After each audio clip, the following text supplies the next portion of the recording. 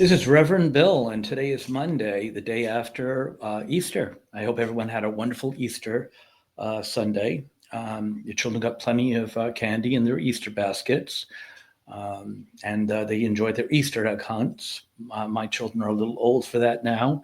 Um, I think 28 and 30 is probably time we all put away the Easter baskets for now, anyway, until they have their own children. Which probably is not going to be all that soon if I had to guess. Anyway, today I'm going to do a review of Gangs of London, which is a surprise for me. I don't know if how many of you have heard of it before, but we're going to take a look at that in just a few minutes. Um, uh, Before that, I just want to touch on the fact that the Pope has died. It's not lost on me. If you want to hear my thoughts on that on my other channel, Awakenings, I did actually a piece on that. I try to keep all my thoughts, my religion and spirituality, for the most part, on the Awakenings channel. So if you want to hear about that, I mean, you can go over there and get my thoughts and ideas. Um, Also, I would like to throw a challenge out there for those of you who want to take me up on it. For those of you who have been watching for me and want to hear what I got to say about a movie that they like or don't like or whatever, if you want to throw a challenge at me to watch a movie or a TV show, it can be at the theater, or it can be on pay-per-view, or it can be an old movie. I don't really care. Um, Send me a request. I don't mind paying for it. I'll go to the movie theater, or I'll pay-per-view. Doesn't matter to me. I got plenty of time.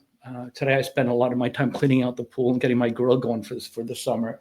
So if you're curious what I think about a certain movie, it could be maybe a movie that you like that no one else likes. You want to know what I think about it, or it could work the other way. Maybe everyone loves it but you. The only thing I ask is that whatever movie you request, it does not glorify sin in any way. I mean, I don't mind if there's sin in it, for goodness sakes. I love The Godfather.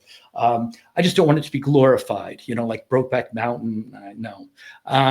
But I mean, I don't mind sin in the movies. I mean, geez, I couldn't watch anything if I cared about that. I just don't want any glorification of it, where they try to convince you it's good. Which is fine. I mean, I just don't want anything that's going to offend me or offend the Lord. But yeah, I mean, just you got my email address. I don't care. I don't care about spending money.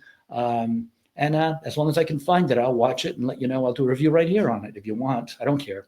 Um, and That's about it. Let's get into our review then.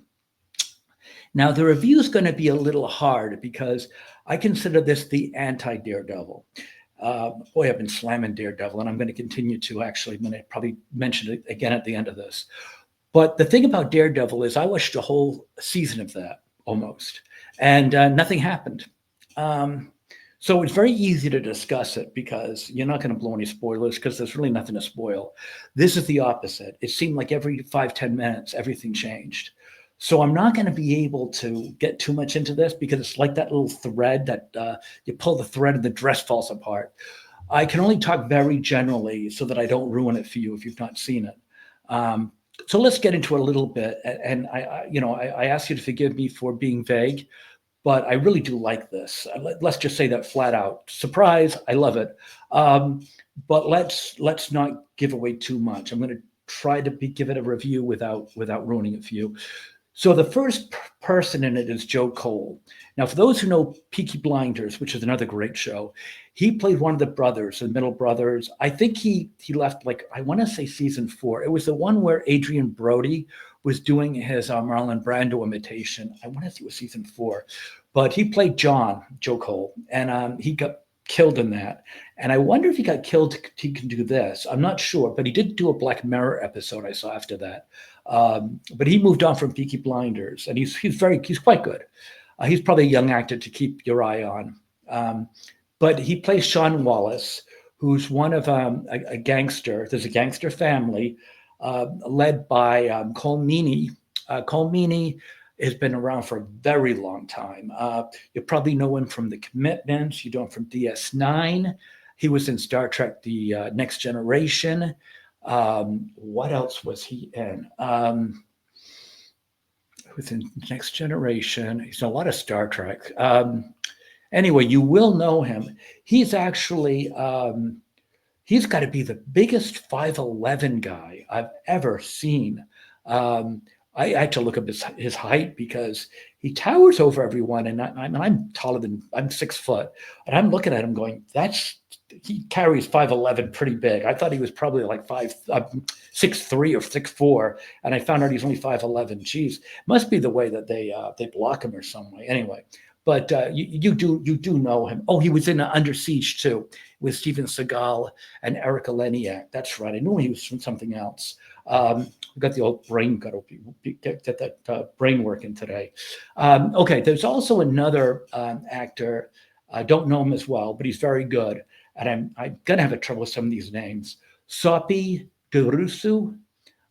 He's Elliot Finch.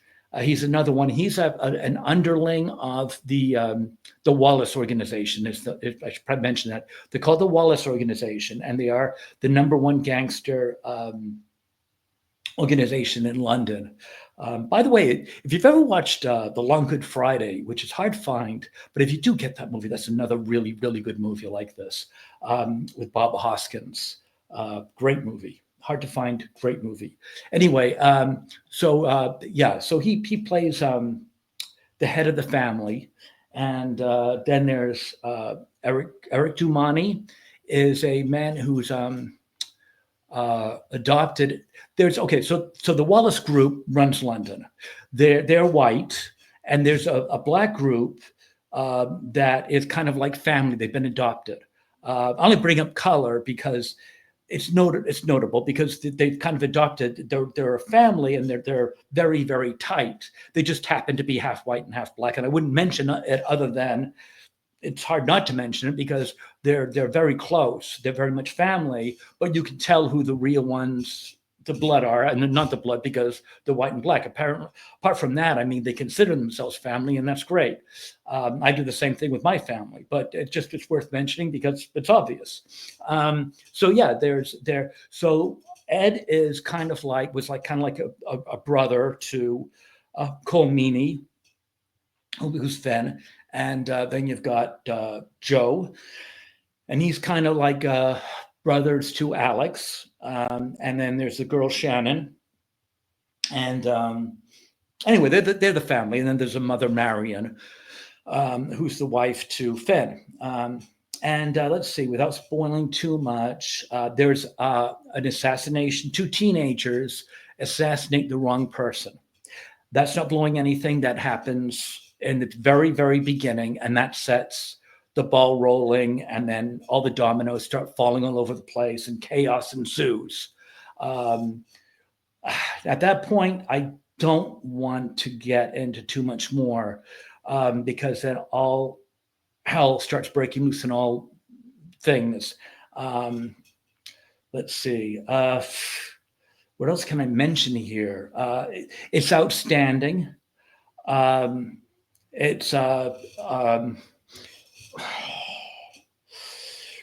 There's a very strong Irish influence because the Wallaces are actually Irish. It's not meant for children. It is not meant for children at all. I can mention this without giving away plots. There was one part I mentioned here because I took notes. I took copious notes, but then I at the end I'm like, I can't tell them all this. It's going to give everything away. So I kind of just decided to pass it by. But I will say the only thing that's not a big deal, but I got to tell you something, is I found it a little confusing because this is London culture.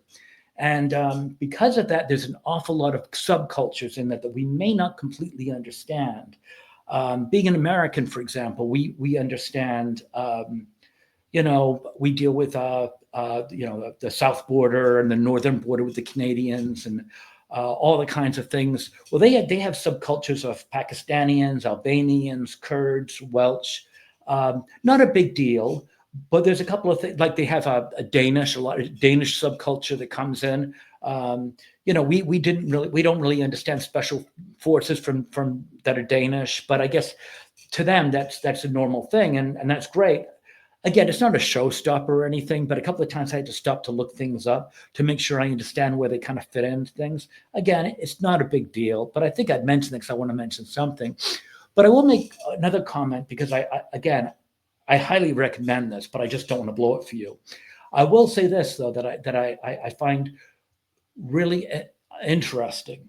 Um, I saw Daredevil, and I actually wrapped up my Daredevil season one after 9 episodes. I didn't know there was 10.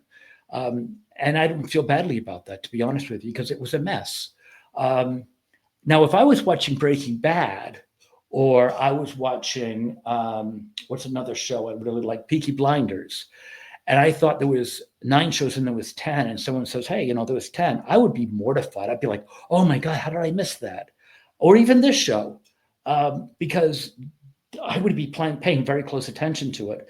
To the fact that there were 10 episodes and I thought there were 9, that shows how bad Daredevil is. Nothing happened. And when I found out there was 10, I did. I went, oh, okay. I'll probably watch the 10th tonight. And I may or may not wrap it up again. I don't know, because it doesn't matter to me. It was just garbage.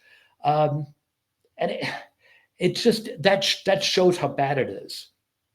And something else I want to mention too. Brie Larson did a movie, I guess, A Wrinkle in Time, and I saw her in an interview.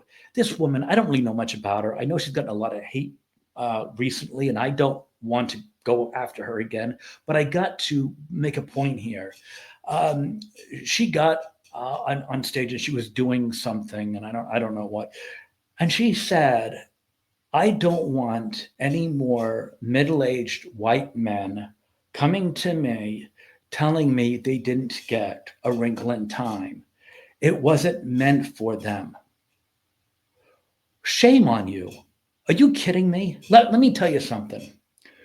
When I was 20, 21 years old, I went on a vacation with my girlfriend at the time. We went to Montreal, and it was French there, and it was fine. We were kids, basically. I mean, we were barely of age, and we went there, and we were having a good time.